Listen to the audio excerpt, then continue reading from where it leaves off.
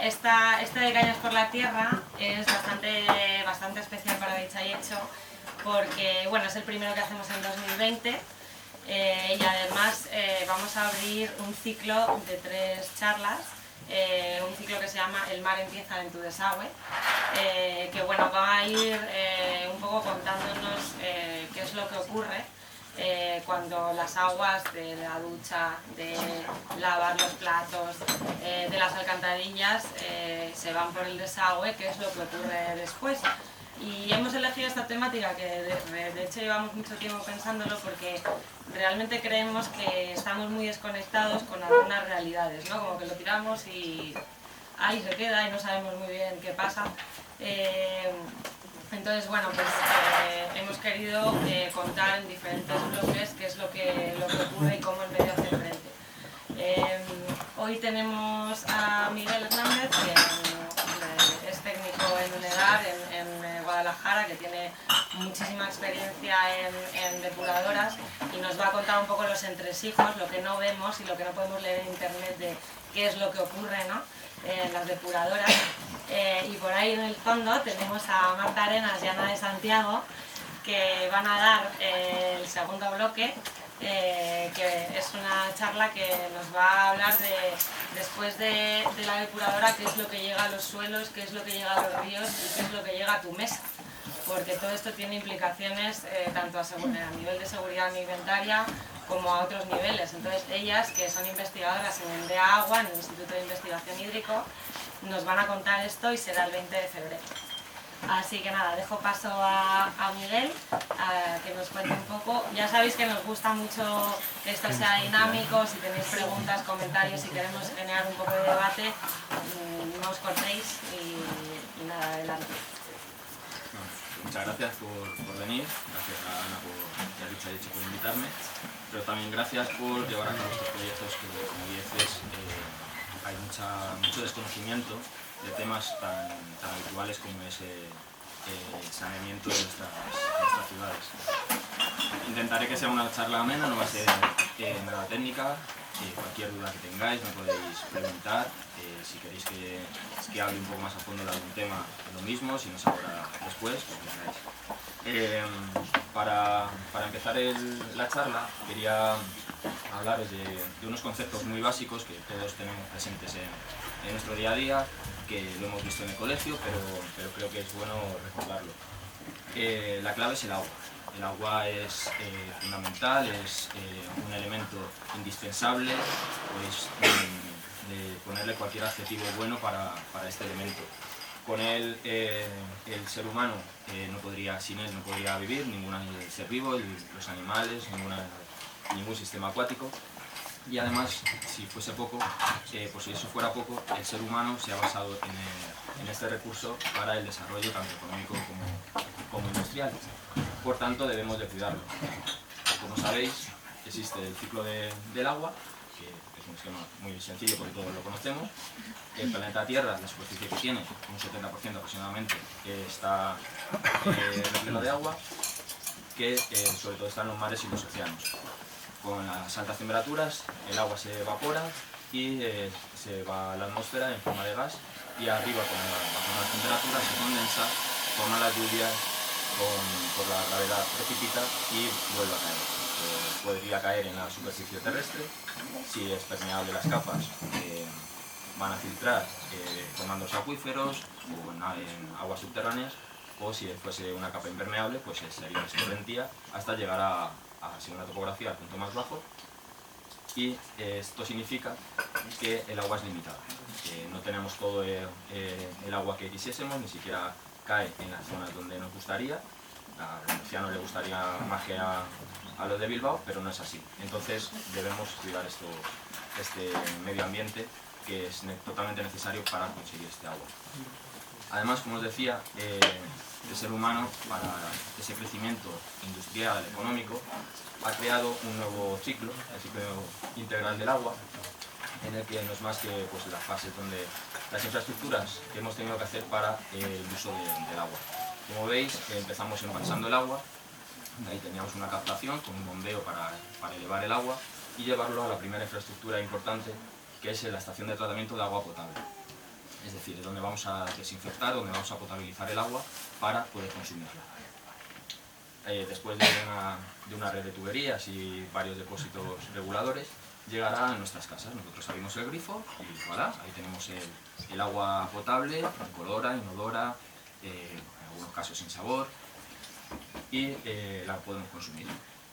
Pero si os dais cuenta, no consumimos todo el agua que sale por nuestro grifo, de hecho consumimos una mínima parte, el resto se va por el desagüe. Una vez que se va por el desagüe lo tenemos que vaciar de nuestras casas, y para eso están las redes de saneamiento. Las redes de saneamiento pueden ser unitarias si se juntan con las aguas de lluvia, las que filtran por las alcantarillas de las calles, o separativas si cada una de las aguas grises, que son las de lluvia, y las aguas negras, que son las residuales de nuestros hogares, van por separado. Esto es importante por lo que vamos a ver más adelante. Una vez que ya lo hemos concentrado en un solo colector, podríamos verterlo al río, pero antes lo vamos a depurar. ¿Vale? Lo vamos a depurar en las EDAR, estaciones depuradoras de aguas residuales. No confundir con ETAP. ETAP con P de potabilizar y EDAR con D de depurar. No es lo mismo y hay que tenerlo muy en cuenta porque la gente lo sigue confundiendo. En una desinfectamos y en la otra, en la depuración, lo que hacemos es eliminar la carga contaminante que nosotros, por el uso de ese agua, la hemos contaminado. Y ahí ya sí que lo podemos volver a verter al medio. ¿Y por qué hay que depurarla? Pues como os decía, porque la hemos utilizado y al utilizarla la hemos contaminado. Aquí os pongo un ejemplo de los típicos desagües de una vivienda, donde podéis pensar con qué contaminamos ese agua o con qué la mezclamos. Pues en el VC, lógicamente, pues nuestros cuerpos desechan unos microorganismos, unos nutrientes, que los vaciamos mediante la cisterna, y entonces ya lo estamos mezclando con contaminantes. Además, lo utilizamos para higiene personal, lavándonos con jabones, con champús, etcétera, que pueden contener productos químicos, que pueden contener microplásticos, con muchos elementos que también contaminamos. Vamos a la cocina hemos cocinado, la hemos mezclado con aceites, con grasas, la vajilla necesita unas sales, la utilizamos también para limpieza general, utilizando detergentes, lejías, productos químicos muy agresivos, y todo eso lo tenemos que eliminar.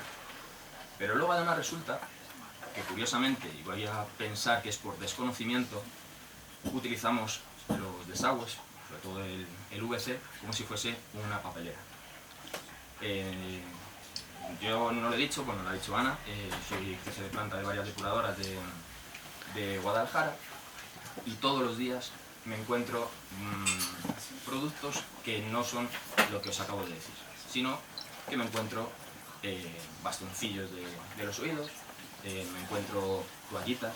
Las toallitas voy a hacer luego un apartado especial porque es lo más dañino que nos está pasando en los últimos años.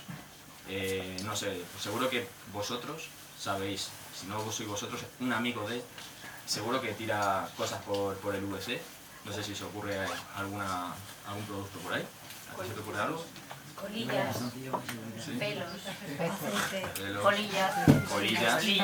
colillas, también mención especial porque hemos normalizado lo de tirarlo a la calle. Y por lo que hablaban, las redes separativas van por un lado y las aguas negras por otras, pero en los sistemas unitarios las colillas también van a la depuradora. ¿Qué más? Discos desmaquillantes. Todo de limpieza, de cosas de maquillaje, tampones, compresas. Me he encontrado pañales, cicles. ¿Qué más? De todo. O sea, nos hemos encontrado un montón de productos que no deberían llegar a la depuradora. O sea, lo que he hablado antes, la depuradora está para eliminar todos estos productos que mezclamos con el agua, porque esto no tenemos otro medio, por lo menos en las viviendas de las ciudades. Tenemos que tirar de la cadena, tenemos que lavarnos con agua, que no es una papelera. Entonces debemos de quitarnos estas acciones. ¿Qué ocurre si no la depuramos? Pues uno de los casos que más daño está haciendo a los sistemas acuáticos es la eutrofización. Al final es que estamos echando tantos nutrientes al sistema acuático que empiezan a comer mogollón, que empiezan a salir algas por arriba, quitan la luz del sol, se consume todo el oxígeno al final abajo no se hace la fotosíntesis, se muere, se pudre el suelo, que de esto hablarán nuestras compañeras dentro de 15 días, y al final nos cargamos el ecosistema. Por tanto, lo que os he dicho, es necesario depurar. ¿Qué es depurar? Es eliminar la carga contaminante de los vertidos para preservar la calidad ambiental de los ecosistemas acuáticos. Es necesario eliminar todas estas sustancias que el ser humano ha metido. Dime. Los nutrientes, quieres decir todas esas sustancias, ¿no? Nutrientes, los nutrientes que tenemos, Nosotros que desechamos nosotros, el nitrógeno, el fósforo, todos los nutrientes de los seres vivos que necesitamos para vivir, pero que también los desechamos. Pero no estamos, no sé si sabéis desde cuándo estamos depurando. Aquí he sacado un gráfico que se ve bastante bien, no sé si se ve bien. Si os dais cuenta, el alcantarillado, el primer alcantarillado, se hizo hace 5.770 años. El primer alcantarillado, ¿por qué? Pues porque veían que las aguas residuales creaban enfermedades, epidemias, y dijeron, pues las sacamos de nuestras casas y las llevamos. Las llevaban al río y el río tiene su pequeña depuración y a ellos les daba igual. La famosa bomba de Arquímedes en el siglo VII a.C., la desalación en el siglo IV, y fijaros, la depuración en el siglo XIX. No hemos depurado hasta el siglo XIX. ¿Cuándo nos dimos cuenta de que había que depurar? Con la llegada con el crecimiento demográfico, con la gentrificación, que fea palabra, con esa industrialización que llegamos a hacer en las grandes ciudades, seguíamos vertiendo todo y los ríos ya no eran capaces de depurar, con lo cual nos hemos cargado. Aquí, por ejemplo, Manzanares, hace unos años era un vertedero completamente. Bilbao, la ría de Bilbao, todos estos ríos al final consiguieron ser pues, vertederos, y alguien dijo, pues lo mismo tenemos que depurar. Sin enrollarme mucho, quiero que veáis un poco la evolución de la depuración en España en base a las leyes. Hasta la década de los 50 no se ejecutó ninguna depuradora salvo en Madrid y Barcelona. En la década de los 70 fueron otras pequeñas ciudades, otras grandes ciudades como Sevilla, Valencia, Bilbao, no sé si alguna más, y curiosamente también algunas zonas costeras, porque afectaba el turismo. O sea, siempre que nos afecta, el ser humano actúa, mientras que no nos afecte, no hace nada. Y ya en el año 85 fue cuando se aprobó la Ley de Aguas, con unos hitos bastante importantes que fueron que había que pedir autorización para poder verter. Esa autorización conllevaba unos límites de vertido, y además comenzó la máxima de quien contamina paga. Había que pagar un canon para poder verter. Si no cumplías esos límites, te podían abrir un expediente sancionador por daños al dominio público hidráulico. ¿Qué ocurrió? Pues que como en España se hacen las cosas así, pues no estaban aprobados los planes hidrológicos de Cuenca, que eran los que determinaban cómo estaba la calidad de las aguas, y no se pudo aplicar. Y además, como todos sabéis, en el año 86, en enero de 1986, España se incorporó a la Comunidad Económica Europea. ¿Qué significaba eso? Que había que adaptarnos a la legislación europea. Entonces, cuando Europa sacó la directiva 91271, año 91, en el que decía que todas las aglomeraciones mayores de 10.000 habitantes equivalentes tenía que tener una depuradora, y además te ponía unos límites bastante más restrictivos que la ley de 1985, pues España dijo, hostia, que no tenemos nada. Y nos habían puesto un plazo para el 2005.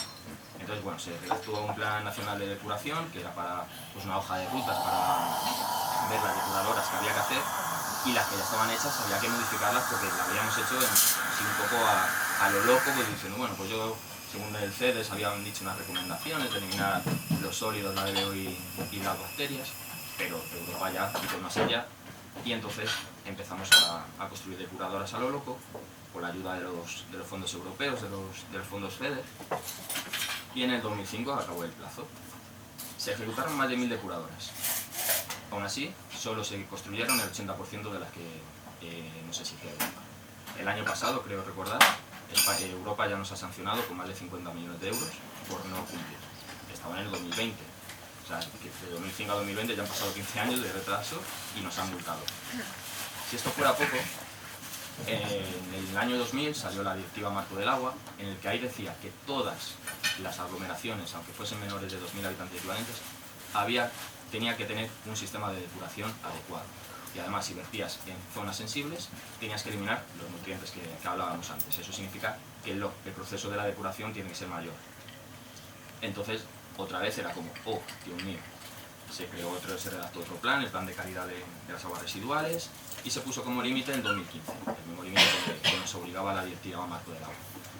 ¿Creéis que en 2020 se ha construido todo lo que nos dijeron que había que construir en 2015? No, ni mucho menos. Estamos muchísimo peor. Esto lo sé de primera mano porque he estado trabajando dentro de la Administración de Castilla-La Mancha, porque se gestiona mediante las comunidades, y estamos muy lejos de cumplir. ¿Qué quiero decir con todo este rollo? Que a pesar de que haya depuración, a pesar de todo el rollo que os voy a contar yo ahora de cómo se depura, cuando vosotros vais en verano a muchos de vuestros pueblos, al pueblo de vuestros padres, a pasar el veraneo y demás, a lo mejor en alguno de esos pueblos no hay depuración. Con lo cual, ese río a lo mejor sí que aguanta nuestros desechos fisiológicos, pero no aguanta esa toallita o esa colilla o esa compresa. No la aguanta. Depura los nutrientes un poco, depura los microorganismos, pero no todos los sólidos que nosotros echamos. Con lo cual es una manera más de ver que es imposible utilizar el VC como vertedero. Y ya después de esto ya bueno, vamos a lo nuestro. ¿Dónde depuramos? Depuramos en las depuradoras. Esto es una depuradora, ahí donde lo veis. Ahí son unos tanques, están enterrados, sencillo, un tratamiento. Es decir, aquí lo único que elimino pues es los sólidos que me llegan y un poco los microorganismos, la DBO, la DQO, poco más. Esto no elimina nutrientes. Si echamos más vertidos, echamos esos detergentes que tienen esos fosfatos, no lo voy a eliminar. Esto va a ir al río directamente. Lógicamente esto es de un pueblo pequeño. Esto es otra depuradora pequeña con unas macrocitas. Estas macrocitas están muy verdes. Ahora en invierno tiene una parada vegetativa, con lo cual el rendimiento es mucho menor. Con lo cual tampoco voy a eliminar esos fosfatos o ese nitrógeno, ni voy a tener el mismo rendimiento que en verano. Esta es una depuradora un poco más grande. Aquí ya son los fangos activados. Ahora veremos este esquema porque procesos hay bastantes, se puede combinar, se pueden quitar. Vamos a ver más o menos este de aquí. Esta es otra depuradora. Esta la he sacado de internet, lo he ido yo en Globo. Creo que es la Sur de Madrid, que tiene ahí para 3 millones de habitantes equivalentes. La primera que hemos visto, esta de aquí, es para 150. De 150 a 3 millones. ¿Vale? Entonces, ya os digo, os voy a explicar un poco el proceso convencional que se suele hacer de fangos activados, porque es bastante completo y se ve muy claro cómo depuramos. Pero se pueden, ya os digo, combinar muchas fases o se pueden eliminar. Lo primero que hacemos para diseñar una depuradora es basarnos en la carga contaminante que nos va a llegar. Es decir, si hay 100 habitantes, si hay 2 fábricas, de qué son las fábricas, porque también depende de cada fábrica lo que vierte, y con eso vamos a elegir un proceso u otro. Y además, otro parámetro muy importante es lo que nos va a exigir la autorización de vertido, las confederaciones hidrográficas, que son las que nos dan las autorizaciones, si tenemos que eliminar esos nutrientes, si tenemos que eliminar metales pesados, si tenemos que eliminar otro tipo de parámetros. Antes del 85, estábamos hablando de 3 parámetros. A día de hoy, las confederaciones, las 9 creo que hay en España, exigen 100 parámetros. Hemos pasado de 3 a 100. ¿Por qué? Por los nuevos elementos químicos también que nos están llegando. Todos estos, todo evoluciona muchísimo más rápido que la depuración. Entonces, al final nos están exigiendo eliminar parámetros que veréis vosotros en esta primera depuradora cómo voy a conseguir. Entonces, el diseño es muy importante. Nosotros diseñamos las plantas para una vida útil de unos 30, 40, 50 años. Entonces, es importante aceptar. También otro de los parámetros importantes es el caudal que nos va a llegar, no tanto porque si sea mucho o poco, porque eso variando las horas es fácil, sino por las fluctuaciones que tiene ese caudal. No es lo mismo el caudal que nos llega en verano en un pueblo turístico que en invierno cuando se quedan las 100 personas en la España vaciada, como me está ocurriendo a mí en la zona de Guadalajara. o en una zona litoral que en verano se triplica, que se cuadruplica la población estival. Entonces es otro parámetro muy importante, además de otros como el mantenimiento, la energía. Nosotros, para que os hagáis una idea, si utilizamos la energía, más o menos un 50% del presupuesto se va en energía, entonces también es muy importante basarse en ello. Bueno, como veis, las depuradoras se basan sobre todo en dos líneas principales, línea de agua y línea de fangos. Vamos a hablar primero de la línea de agua. Vendría el pretratamiento. Este es otro esquema en la que también viene la línea de gas, que en las grandes se puede generar biogás, pero nos vamos a centrar en las dos primeras. La línea de agua, lo primero que vemos es el pretratamiento. Es un desbaste y un tamizado, donde en principio tenemos que quitar elementos gruesos como las ramas, como pequeños animales que se puedan haber metido en el colector, como sobre todo roedores, etc. Y para eso tenemos unas rejas de más o menos 50 milímetros de apertura, pero resulta que no solo quitamos las ramas o las grandes piedras, sino que quitamos todos estos elementos que os he dicho. Para ello se depositan en un pozo de huesos que llamamos y los sacamos con una cuchara de bivalva, con unas rejas, etc. Esto en la planta, por ejemplo, que os he dicho que es un poco más grande. En las pequeñas que yo llevo, en vez de tener esto, lo que tenemos es esto. No tiene el mismo rendimiento que el anterior. De aquí se nos escapan muchos productos sólidos. Aquí vemos cómo se va llenando. Luego tenemos un tamiz. El tamiz eliminamos hasta 0,2 milímetros de diámetro las partículas y nos encontramos de todo, desde eso. En el cesto eliminamos las toallitas, eliminamos botellas de plástico, tapones, eliminamos un montón de productos. Y luego en el tamiz, aquí se ve, no se ve nada, pero realmente lo que hay son hojas, es mucha comida sólida, porque no se disuelve la comida cuando llega a la depuradora. Todo esto lo tenemos que sacar en la depuradora. Lo echamos a los contenedores, todos estos residuos los llevamos a vertederos, es como residuo sólido urbano. Aquí se ven más plásticos, esto es el día a día, ¿vale? del pretratamiento.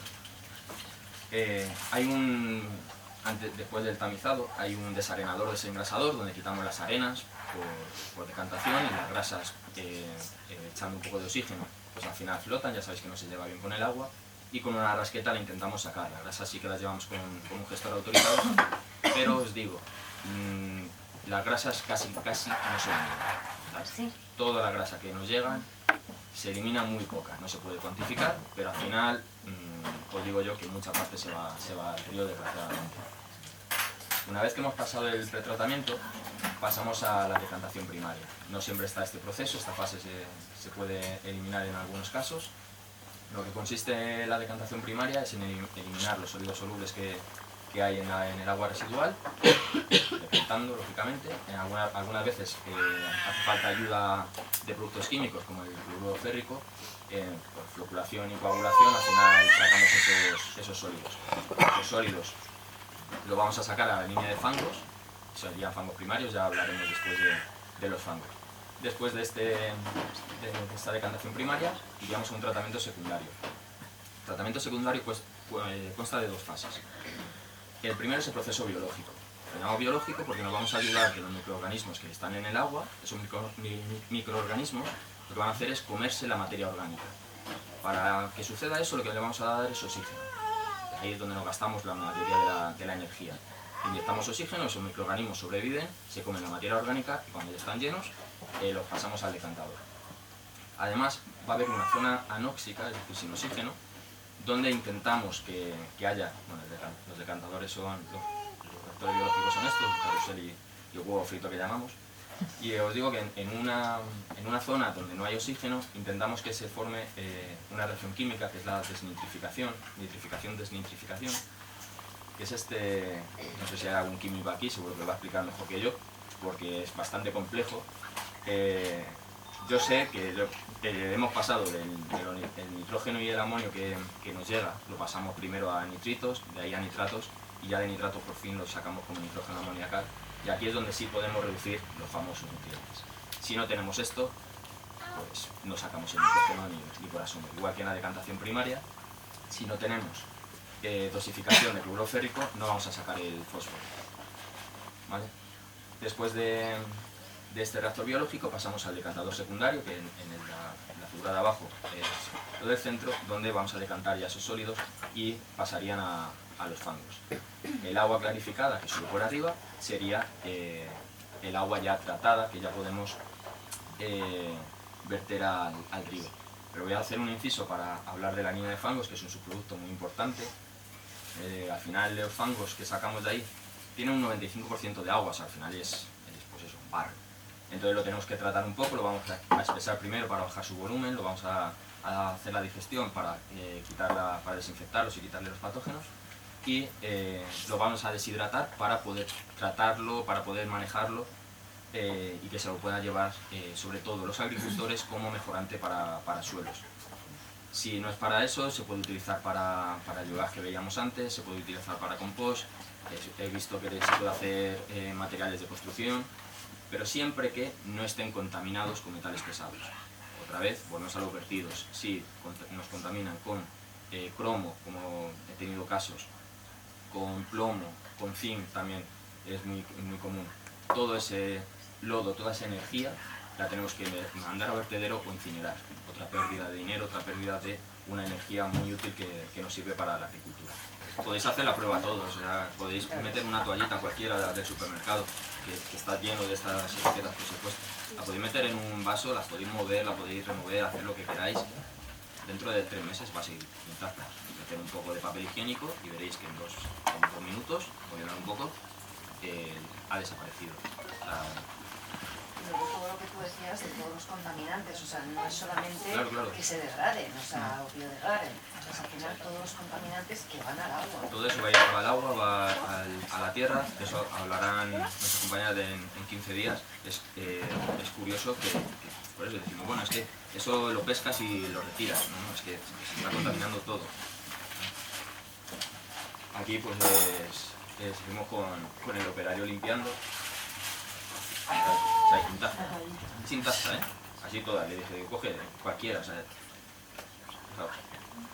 Pues esto es habitual. Entonces esto creo que hay que quitarlo. O sea, no hay... Sí, mira, alguien que la ha tirado en la ducha. ¿Qué es? La pulsera del hospital. Aquí de que también han tirado. De verdad que pero se han quedado fuera. Yo ya te digo, seguro que decía ella, en algún momento se degradará, pero en algún momento. Entonces están haciendo campañas, sobre todo en la Comunidad Valenciana, a lo mejor es el caso más que ha ido un poco más allá, sanciona a las comunidades de vecinos que tengan atascos por toallitas. Han tenido que llegar a eso. En la mayoría de las comunidades se están haciendo campañas y demás, se está publicitando para que no se tiren, pero la gente sigue haciendo. Ya te digo, es el día a día. Pero son las toallitas, es que palillos de los sencillos, todo. Que la gente tira todo por el VC y de verdad hay que eliminar. Luego veremos algunos ejemplos más. Ahora vamos a ver algunos de los productos de los que estábamos hablando, como los detergentes, pues vale, ¿son necesarios o los utilizamos diariamente? Vale. Todos estos detergentes contienen muchísimos fosfatos y como digo, en la mayoría de las depuradoras no eliminamos esos fosfatos, con lo cual eso va a ir al río igualmente. Entonces se puede cambiar esos detergentes por otras alternativas que no contienen los fosfatos, cada vez hay más. Dicha y hecho, estoy sacando un producto biodegradable. Hay un montón de zonas de agua donde están prohibiendo el baño con cremas, con aceites. Hay cremas ya sin esos aceites dañinos. O sea, bueno, todo el mundo conocemos empresas que están ahora apostando por eso y es donde tenemos que ir. O sea, sí que hay otras alternativas. Productos de limpieza, igual, o sea, son muy dañinas, las utilizamos por supuesto. Yo soy el primero que en la depuradora pues tengo que utilizar productos muy fuertes, pero hay que reducir su consumo, hay que ir al mínimo e intentar hacer alternativas que no tengan esos químicos tan agresivos. Se pueden utilizar otros medios más naturales. Aquí mira, pues el zumo de limón, bicarbonato, el bora, ¿sabes? Que sí que tenemos opciones, que no podemos decir, bueno, es que no tengo otra alternativa. Por poder tenemos, por otra cosa es que lo queramos hacer. O sea, hay que darse cuenta que el proceso, por ejemplo, de un desengrasante es romper una grasa, ¿vale? La mayoría de las pieles de cualquier animal está hecha de grasa.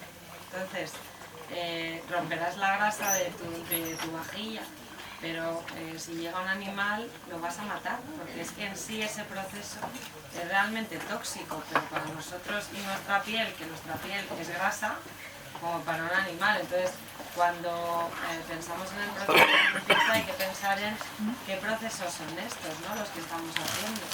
Y hay que intentar, o sea, obviamente los químicos son parte de nuestra vida, es decir, el agua que bebemos es química, el amor también es química, en fin, la vida es química, ¿no? Pero hay que elegir químicos que no sean, que tengan un impacto muy reducido y saber qué estamos comprando.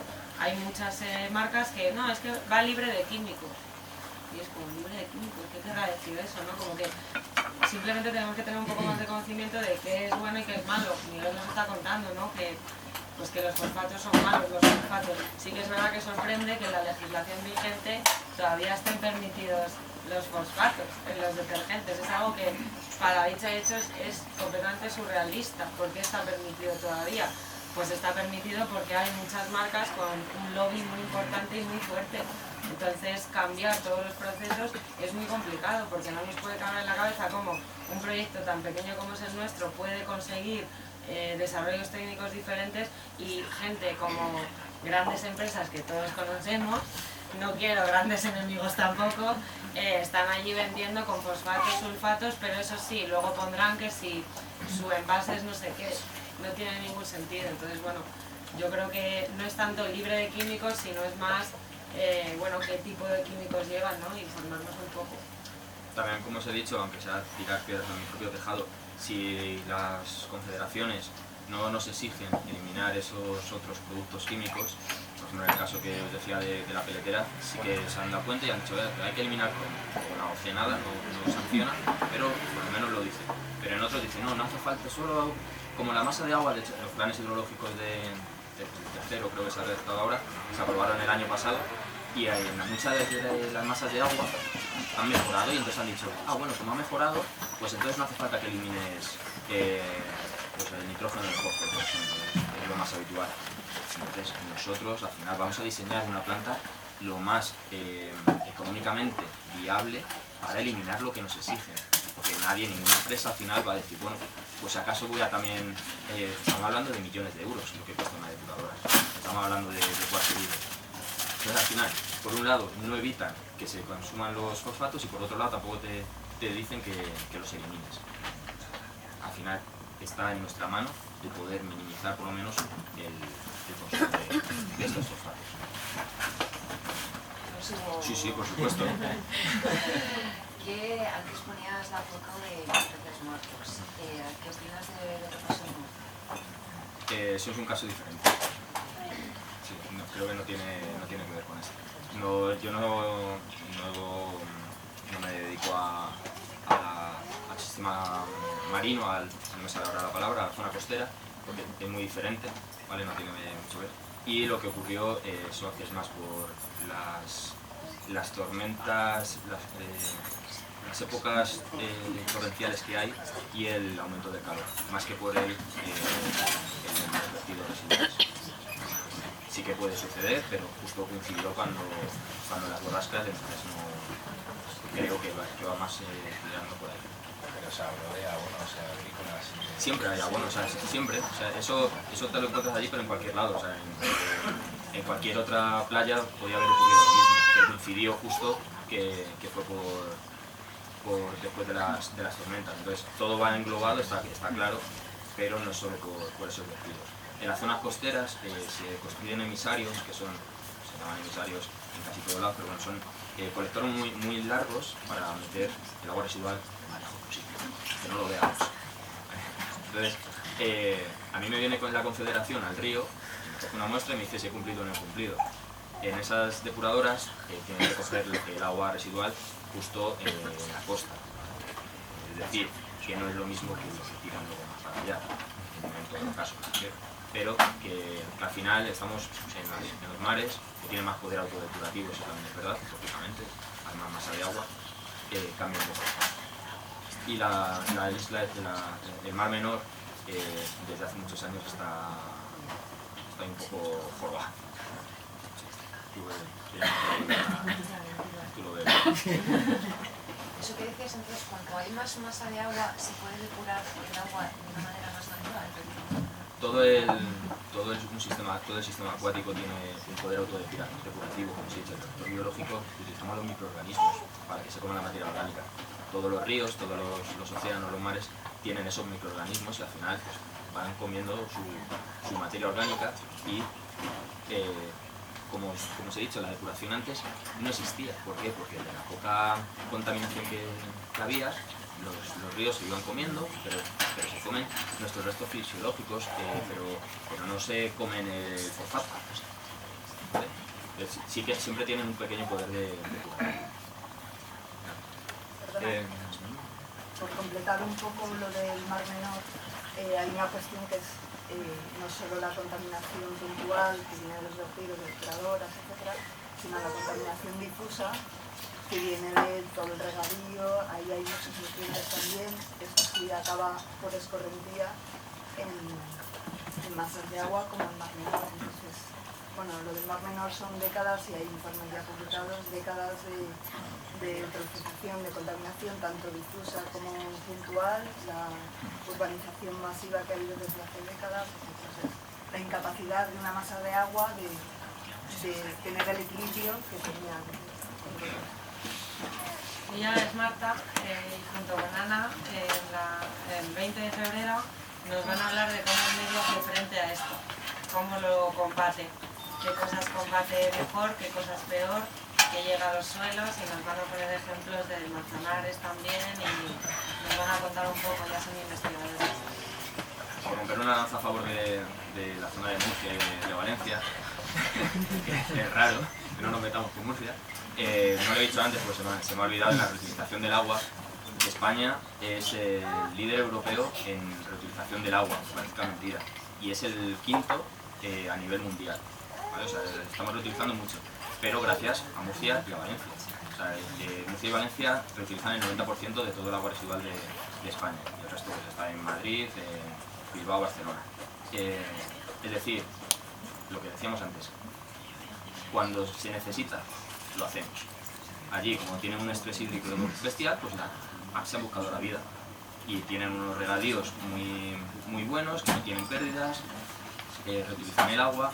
En cambio, en las zonas del norte de Europa, en el norte de España, en el resto, dicen, bueno, si yo tengo agua, me da igual reutilizarla, pero tenemos que ir buscando esa reutilización, porque es un bien, como he empezado la charla diciendo, que el agua es ilimitada, y si nos cargamos el ciclo hidrológico, nos quedamos sin el agua y sin el supuesto. Cuando se habla del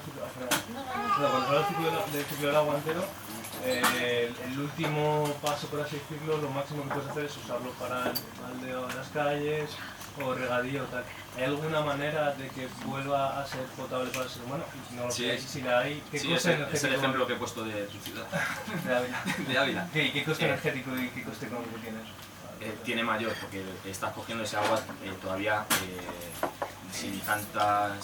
todavía con mucha carga, contaminando. Nosotros sí que eliminamos mucha, pero no está tan limpia como la que puedas encontrar en los embalses. Tú lo ves muy bien, en Ávila tenemos dos embalses juntos. El de cabecera es donde captamos el agua, y el siguiente es donde la vertemos. Lo que ha hecho la depuradora de Ávila es verter directamente al de cabecera. Entonces, esta potabilizadora tiene que trabajar muchísimo más, echar más productos químicos, oxigenar más, gastarse más gasto energético para que ese agua salga decente. Por supuesto que se puede. La legislación todavía, menos en Japón, que lo permite, en el resto está prohibido. Ya te digo, no tienen tanto estrés hídrico como aquí en España. No, yo era para preguntarte eso de la reutilización de agua.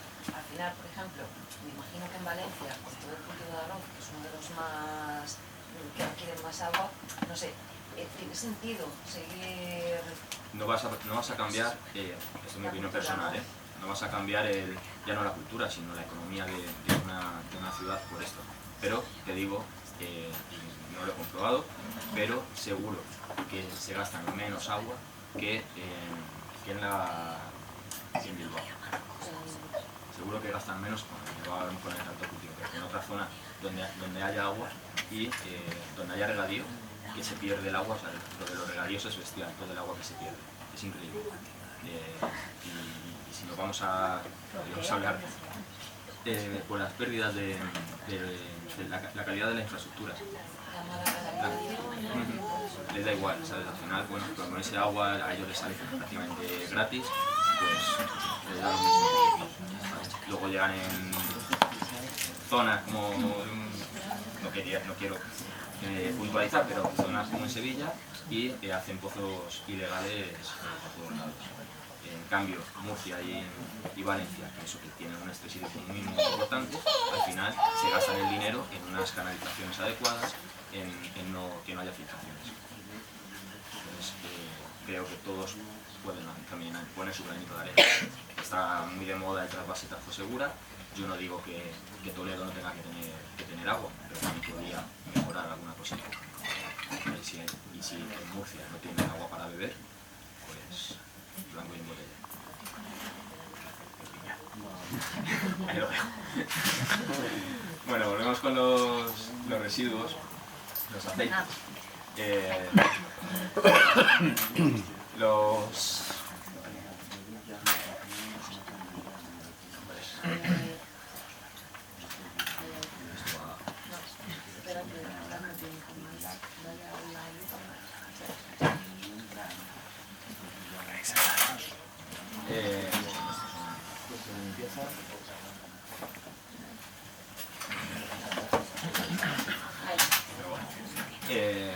Lo que hablábamos de los aceites, reciclando, tenemos miles de bolsas en las cocinas, nos cuesta tanto tener un bote para reciclar el aceite.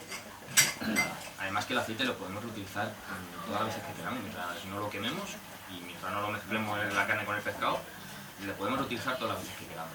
Cuando ya no nos sirva, en un botecito. Y luego hay unos puntos limpios que vienen a cada barrio, cada 2×3, que podemos bajar.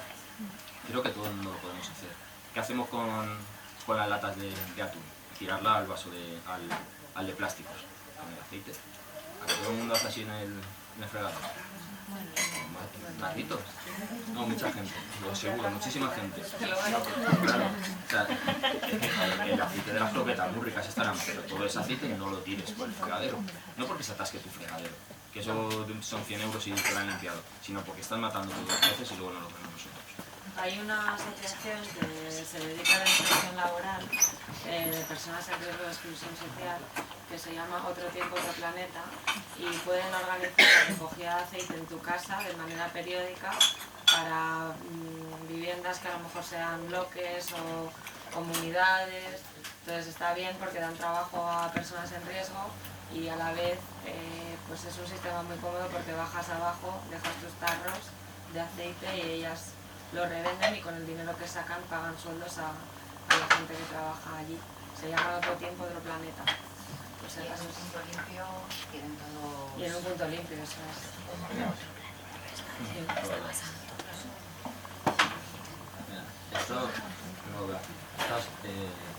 Esto que tengo, con todas las grasas que nos llega. Estos son bolas. Suelo encontrar esta foto, pero que... O sea, placas así de gordas de grasa, porque se solidifica. Eso es lo que nos encontramos en las depuradoras. Y todo eso, repito, no lo eliminamos. O sea, al final va para los residuos. Los residuos sólidos, bueno, volvemos a lo mismo. Restos de comida, poner en el desagüe de la cocina, en el fregadero, una rejilla, no pasa nada. ¿Vale? Podemos tirar ahí los platos, pero luego al de orgánicos. Las colillas, las tiréis al suelo, por favor. O sea, que eso al final va a la depuradora. Y mira a todos los fumadores porque todos al final lo hemos normalizado. No entiendo por qué, pero hay que tirarlo a la papelera. Las toallitas que ya hemos hablado, los bastoncillos, papel, fármacos. Esto, o sea, es verdad que yo, por ejemplo, no me había dado cuenta de... No he tirado nunca ninguno al VC, pero tampoco lo había pensado. Una pastillita, bueno, se disuelve en el agua, pues vale, lo tiramos todos al inodoro. Claro, mis depuradoras no eliminan todos los fármacos que tienen eso. Y los últimos estudios demuestran que hay una gran concentración de fármacos en las aguas de nuestros ríos. Los Simpson predicen todo. Todos vemos al pez de 3 ojos. O sea, drogas, mogollón. Ibuprofeno y otra cosa, era cocaína, ibuprofeno y otro que no me acuerdo qué era. Puede ser, no me acuerdo cuál. Que en las aguas de nuestros ríos se está viendo cada vez más. Son los nuevos productos, las nuevas tecnologías que avanzan mucho más rápido que las depuradoras, lo que hablábamos antes de los microplásticos. Ahora hasta las pastas de dientes tienen microplásticos. Pues todo eso vamos a intentar evitarlo y ser un poco más conscientes.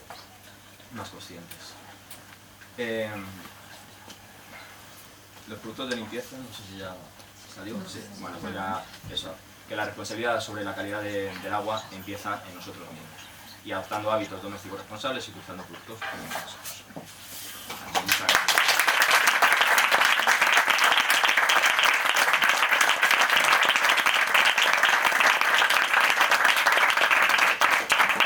Si tenéis alguna duda o algo, pues aquí estamos los dos para intentar. Bueno, yo la verdad que cuando estábamos planteando un poco entre los dos esta charla, en nuestra discusión salió un tema que la verdad que me pareció súper importante, ¿no? Y es que, bueno, me contó Miguel que las depuradoras que ahora mismo están depurando nuestras aguas se diseñaron en el año 2000. En el año 2000 el tema de los microplásticos no era un tema de actualidad, no había estudios de cuánto se estaba acumulando en los sistemas acuáticos.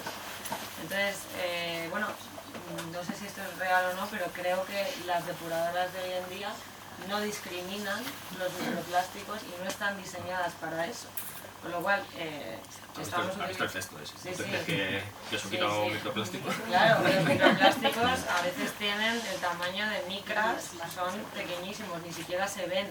O sea, muchas veces tenemos el microplástico como una bolita que viene del detergente porque es un clásico, pero muchos microplásticos no los vemos. Normalmente en los ingredientes podréis ver que tienen ingredientes que acaban en sílica. ¿Vale? Eso normalmente son bolitas de microplásticos y las depuradoras de ahora no están diseñadas para atrapar esos microplásticos, con lo cual si usamos este tipo de productos los estamos echando a los ríos, o sea, no hay un filtro ahí, lo cual a mí me parece súper bestia, porque es que se están acumulando. Y no solo los productos, hay un cambio importantísimo con los textiles. Todas las fibras que son sintéticas desprenden microplásticos durante los lavados y se calcula que 1/3 de los microplásticos que hay en los mares de todo el mundo provienen de las fibras. El poliéster. Poliamida, acrílico, Sí, hay muchísimos estudios científicos ya que demuestran que hay hilos de poliéster que se están acumulando, que además los están comiendo los peces y esos peces no los estamos comiendo. Todavía no hay ningún estudio científico que demuestre cuál es el impacto en la salud de comer ese pescado contaminado o que ha comido plástico, que es un derivado del petróleo.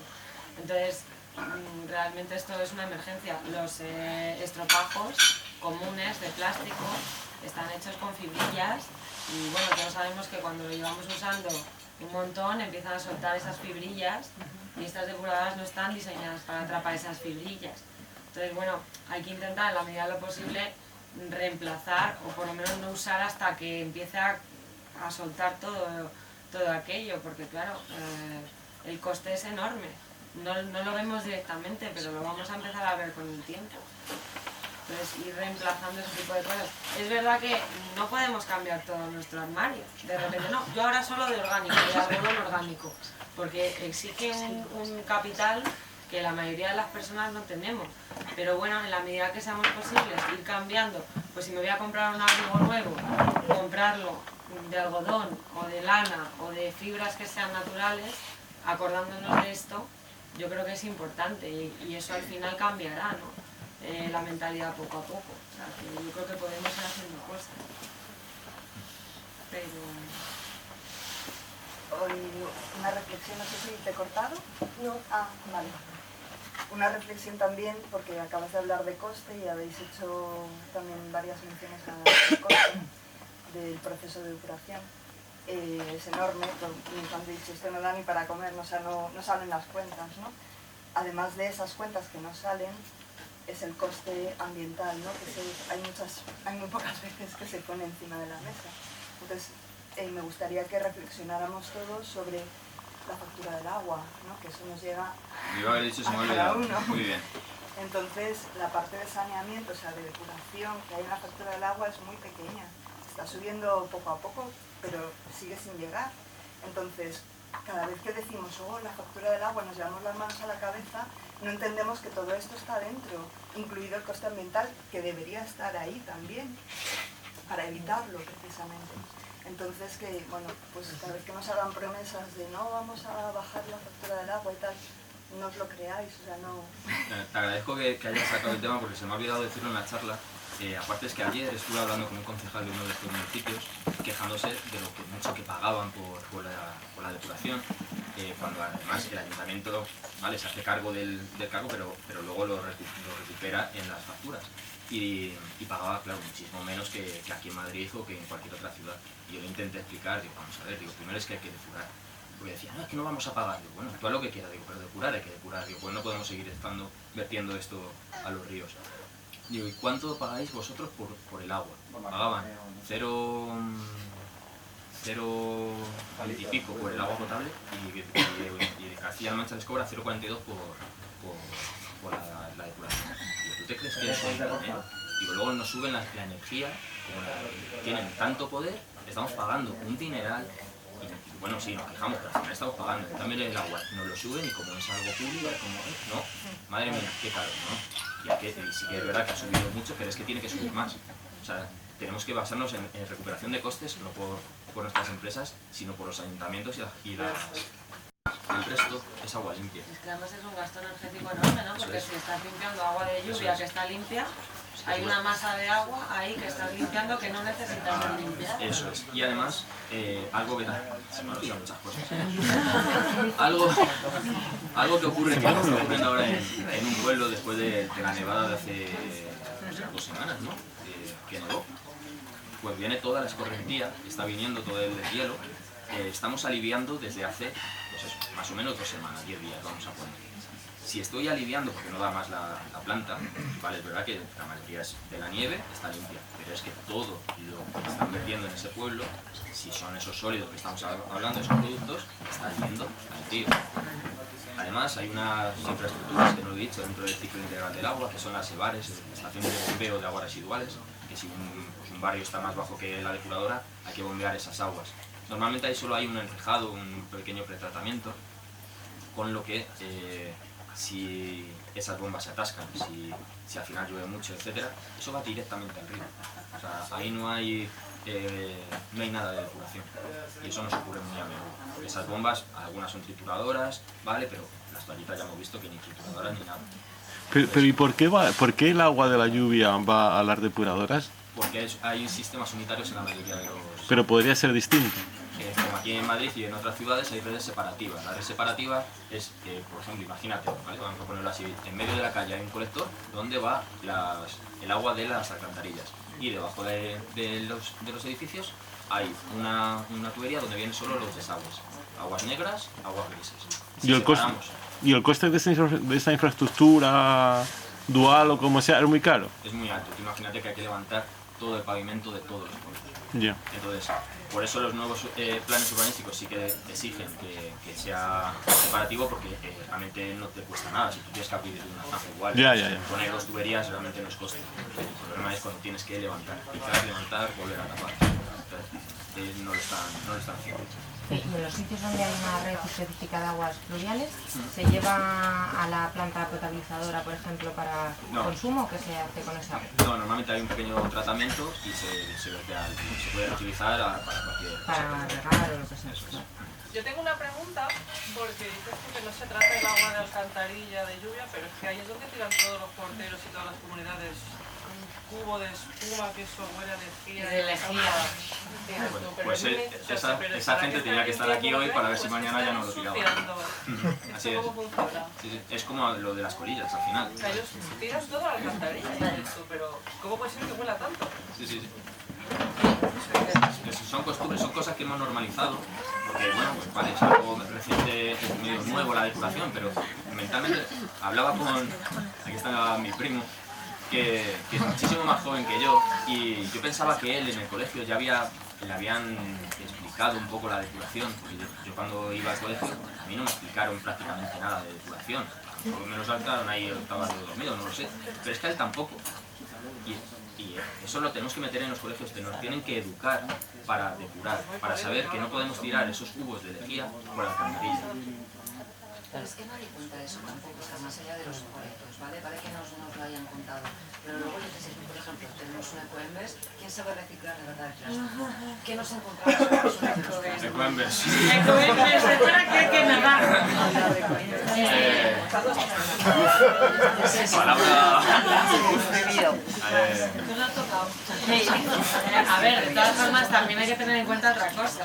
Es decir, uno de los grandes mitos de la limpieza es el uso de la lejía.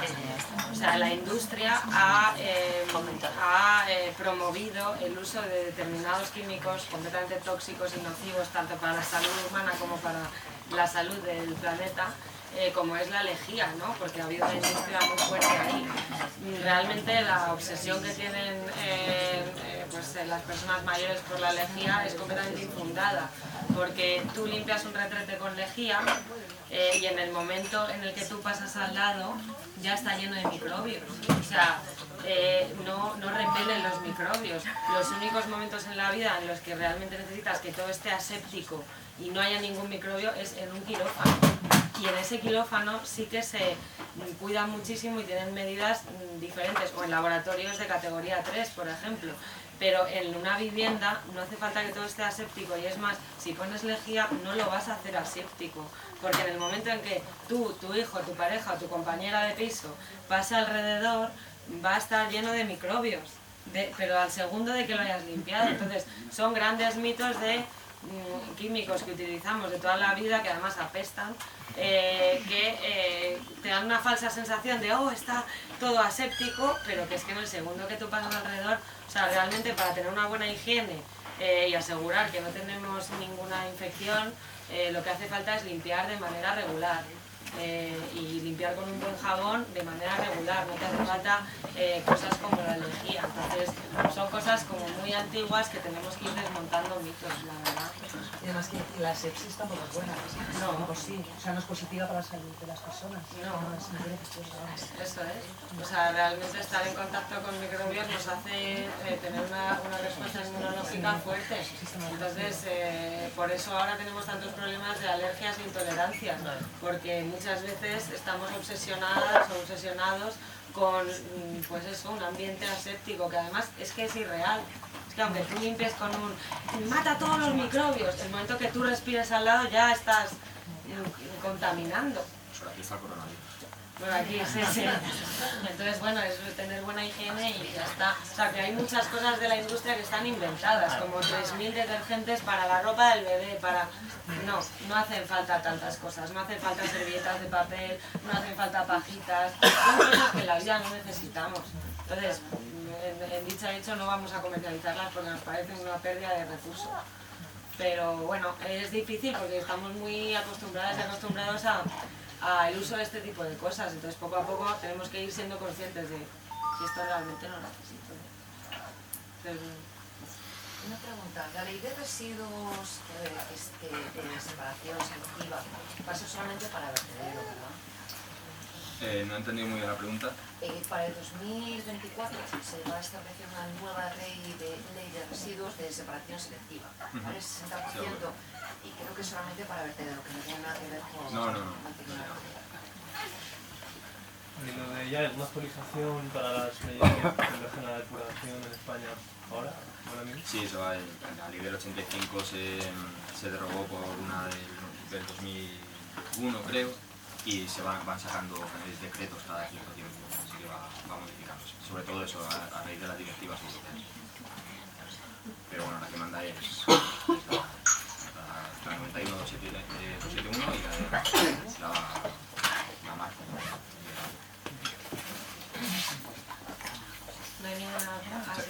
Yo tengo una curiosidad como experto en depurar el agua que eres. El problema de la contaminación del agua por bacterias tipo E. coli y demás, ¿qué gravedad tiene? ¿Qué impacto tiene sobre la salud? Realmente las bacterias E. coli no es un requisito para eliminar. Nos basamos en ellas para detectar en qué grado de contaminación tiene el agua, porque es sinónimo de que haya contaminación, pero realmente en sí las bacterias no serían malas, ¿vale? Siempre va a haber bacterias por ahí.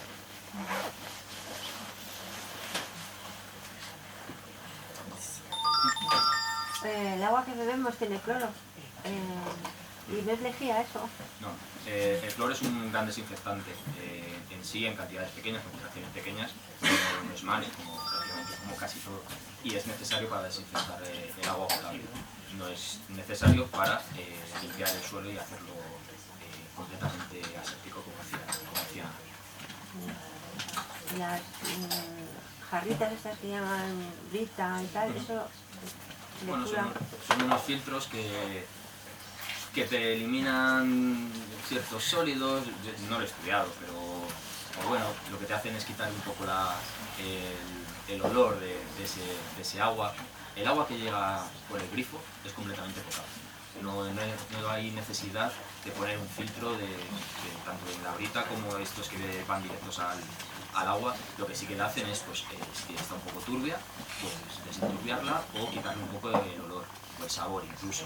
Pero bueno, el sabor, yo cojo una botella de agua mineral y a mí me sabe diferente. O sea, al final todos tienen ese sabor. Yo siempre he bebido del grifo y no me ha pasado nada ni me va a pasar, porque hay muchas analíticas. Nosotros en las depuradoras cada semana tenemos que hacer muchísimas analíticas, y en el agua potable hay un control muchísimo más exhaustivo. Por ejemplo, en el agua potable no puede haber, por ejemplo, no puede estar a más de, no sé cuántos grados era, no recuerdo muy bien si era más de 20 grados. Bueno, en verano, por mucha refrigeración que tenía, en Toledo, pues llegaba el agua más caliente. ¿Estaban cumpliendo? No. ¿Tenía más riesgo de que proliferasen las bacterias? Pues a lo mejor, pero realmente el agua es totalmente potable. Pero ¿y no dependería también de las tuberías que haya en cada casa? Por ejemplo, si es un edificio muy antiguo y son tuberías de... Antes las tuberías eran de hierro. De hierro, por eso. El hierro al final... Es que yo trabajo en un hospital y hace poco han cambiado las tuberías y el agua salía marrón.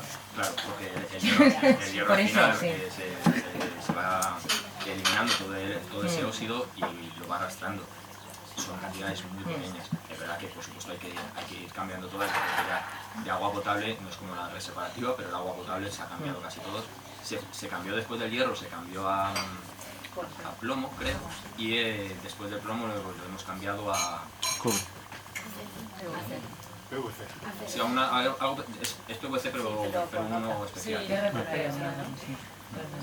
en principio eso ya lo estamos mejorando también.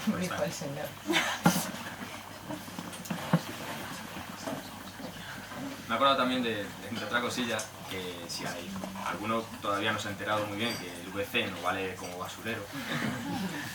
Con esto seguro que os vais a acordar, es una campaña que empezó en Estados Unidos, que decía que por el inodoro solo las 3 P's: popó, pipí y papel higiénico.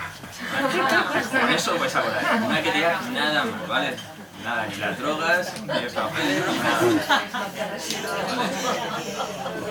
Bueno, pues nada, pues solo recordaros que seguimos con este tema el 20 y luego haremos una tercera y en mayo también tendremos otra sobre el nuevo modelo energético en renovables y vendrán también otras cooperativas. Agradecer muchísimo a Miguel, me ha parecido fascinante de verdad, porque es que es un proceso que no estamos nada conectadas con él, o sea, es una cosa como muy desconocida, ¿no? Y que nos haya traído fotos de donde trabajo es muy importante, así que nada, gracias a todas y todos por venir y a tomarnos cañas.